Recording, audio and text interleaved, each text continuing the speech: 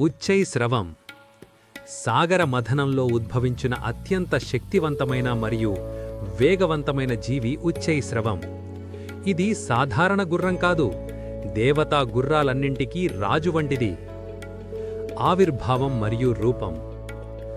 పాల సముద్రాన్ని మధిస్తున్నప్పుడు స్వచ్ఛమైన మంచు వంటి తెల్లని రంగుతో అత్యంత కాంతివంతంగా ఈ గుర్రం ఉద్భవించింది.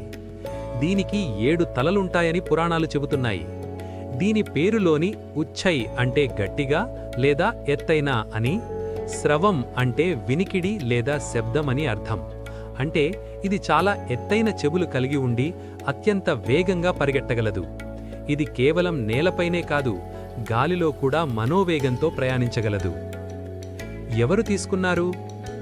సముద్ర మథనం తరువాత ఈ అద్భుతమైన గుర్రాన్ని రాక్షస రాజైన బలిచక్రవర్తి స్వీకరించాడు. కొన్ని పురాణ గాథల ప్రకారం ఇంద్రుడు దీనిని తన వాహనంగా చేసుకున్నాడని చెబుతారు. ప్రాముఖ్యత.